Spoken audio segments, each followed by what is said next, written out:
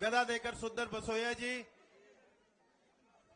योगेश वर्मा जी, अमन टीका जी, महेंद्र नागपाल जी, विपुल त्यागी जी, सभी एक सामूहिक स्वागत बहन जी का करेंगे।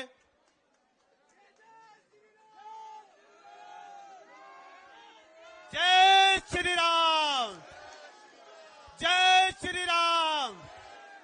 भारत माता की, भारत माता की।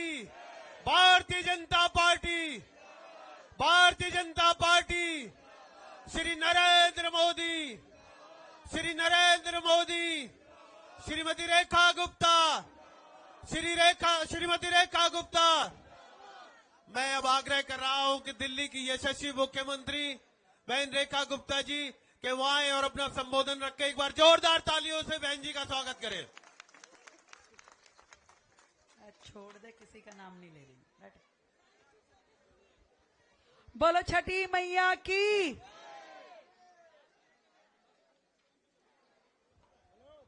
छठी मैया की।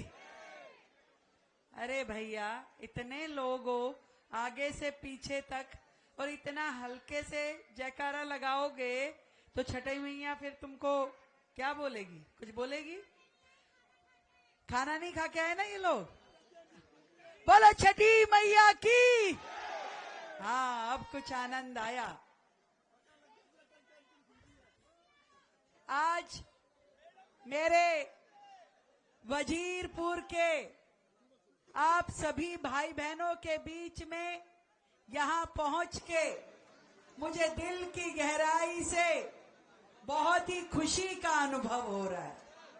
चाहूंगी कि एक बार सब लोग, भाई जो भी मेरी आवाज सुन रहा है, छज्जों में खड़ा है कि पीछे खड़ा है कि यहाँ कुर्सी पे बैठा है, एक बार जोरदार तालियां अपने लिए बजाओ भाई। साथियों,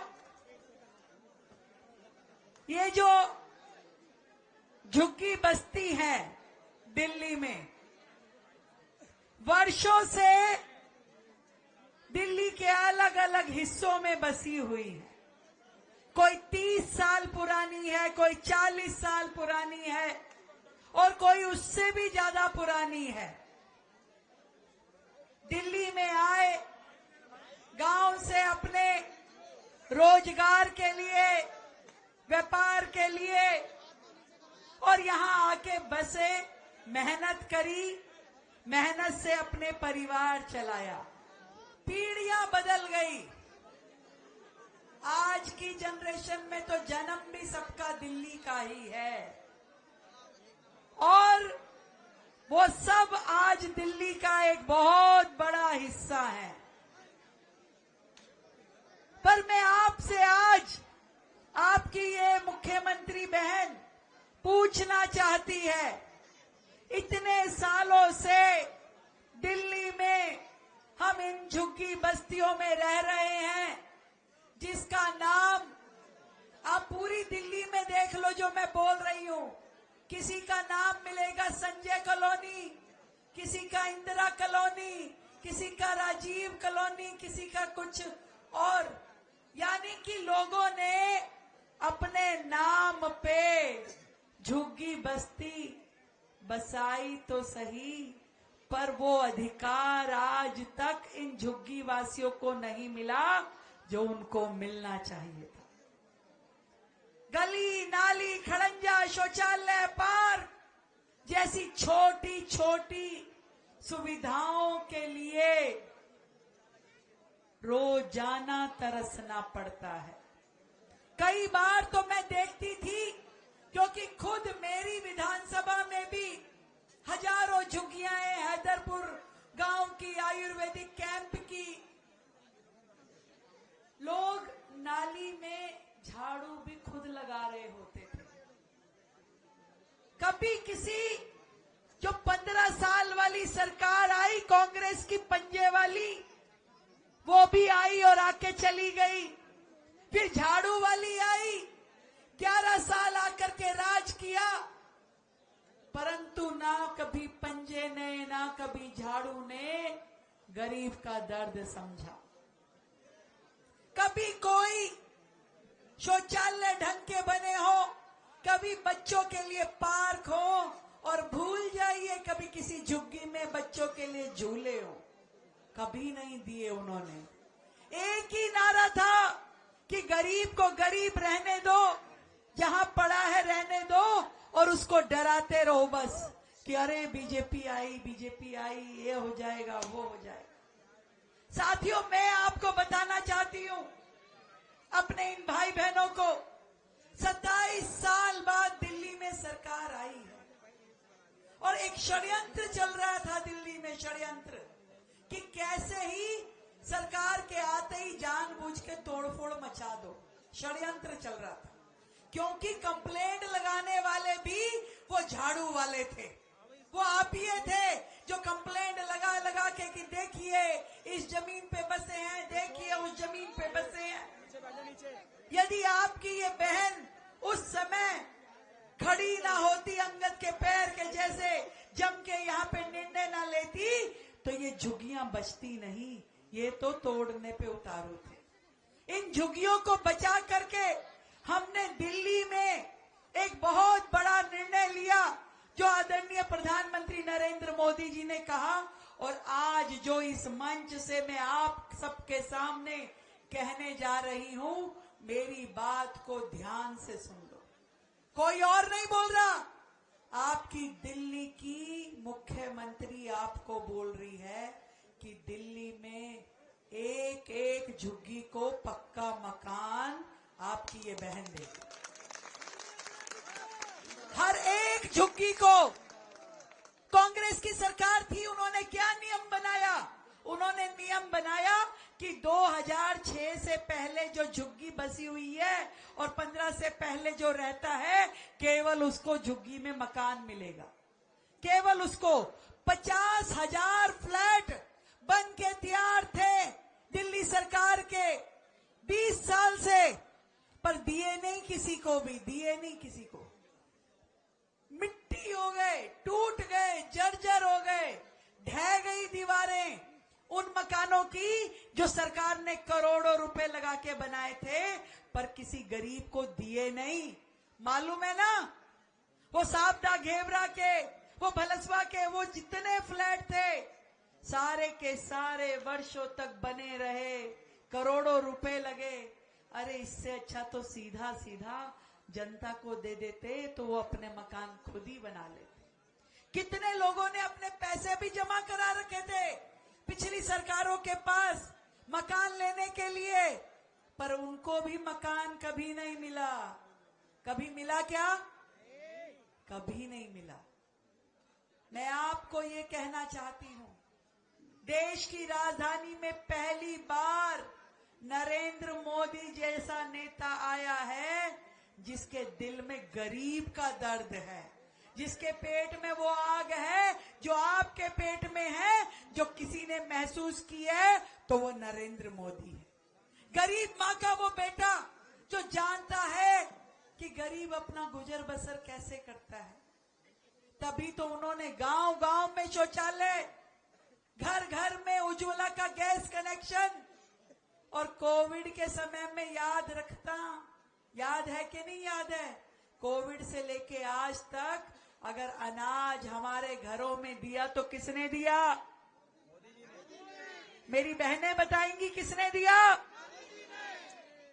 तब कोई आपिया आया था क्या? कोई झाड़ू वाला, कोई केजरीवाल, कोई विधायक, कोई पार्षद आकर के झांका था क्या तुम्हारे घरों में? किसी ने रोटी पूछी थी? जब सब बेरोजगार हो गए थे, जब पैदल पैदल गांव जा रहे थे, आया था क्या? जो आज चुनाव लड़ रहा है झाड़ू से, यही का निगम पार्षद तो था।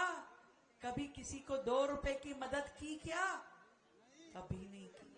कभी किसी गरीब का केजरीवाल ने भला नहीं किया, कभी किसी गरीब की उसने मदद नहीं की। जो आज आपसे चुनाव लड़ने के लिए आ रहे हैं, तब भी मदद करी तो किसने करी? नरेंद्र मोदी ने करी। घर घर अनाज पहुंचा के, मजदूर भाइयों को भत्ता दे करके, गरीबों की पेंशन दे करके, अकाउंट खुलवा करके। जब अकाउंट खुलवाए, आज देश में हर व्यक्ति का अकाउंट खुल गया। जो कभी होते थे पहले, कभी नहीं होते थे। पहले पेंशन का एक एक चेक लेने के लिए हाजिरी मारनी पड़ती थी विधायकों की, निगम पार्षदों की, और अब क्या होता है, सीधा खाते में आते हैं। किसने किया? मोदी जी ने। क्यों? क्योंकि उन्हें मालूम है कि ये जो भ्रष्टाचार होता है, एक एक चीज जो सरकार योजना के रूप में भेजती है, वो जनता को मिलती कहां थी भैया? लूट लेते थे रास्ते में ही गरीब के हक का पैसा।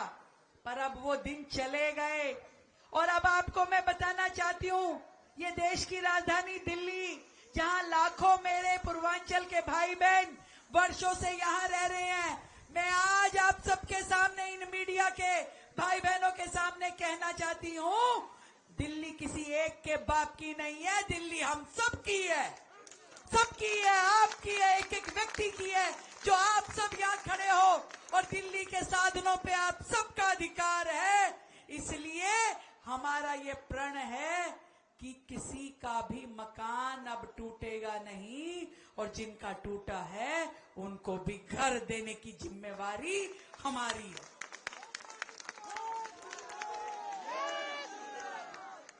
चौड़े में कह रही हूं भैया, कोई किसी से घबराहट नहीं, डर नहीं, भय नहीं, कि एक एक गरीब के हित के लिए काम करेगी रेखा गुप्ता। किसी गरीब को रोने बिलखने नहीं देगी। और ये जो लोग हैं जो ईमानदारी का नाम लेकर के आए थे शासन में, हम तो बड़ा, वो वही लोग हैं जो जाकर के शीश महल बना करके रहने लगे, और गरीब को एक पक्का मकान, एक छत नहीं दी उन्होंने, खुद शीश महल में रहे। जब मुझे पूछा मुख्यमंत्री के बाद कि भाई कहाँ रहोगी, मैं कहा शीश महल में नहीं रहूंगी भाई, मुझे नहीं रहना, हम साधारण लोग हैं, साधारण घर में रह लेंगे। और इसलिए जन सेवा सदन बना करके, जिसमें मेरे कुछ भाई आए भी थे चाय पे मेरे से मिलने के लिए, मैंने कहा मेरा निवास सबका निवास है, और जिसको निवास आपको देना है वो भी आपकी बहन देगी, इस बात को आप गांठ बांध लो।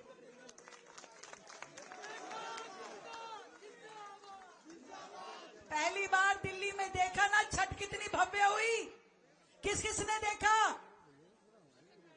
इससे पहले कभी हुई थी क्या? यमुना जी पे छठ कितने सालों से बंद पड़ी थी, यमुना जी पे छठ।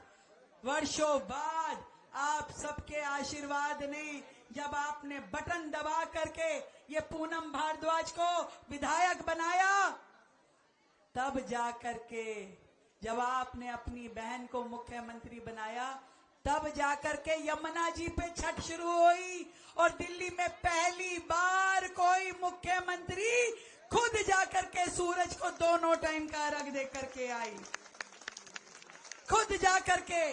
पूरे देश में जब मैं बिहार गई चुनाव में, तो एक एक बिहार वासी ने कहा कि दीदी, इस बार जो छठ हुई, गांव जाने की जरूरत नहीं पड़ी लोगों को। और एक और खुशखबरी देती हूँ भैया, सुन लो पूनम जी, 40 करोड़ रुपए की लागत से इंदरलोक मेट्रो स्टेशन से लेके आउटर रिंग रोड तक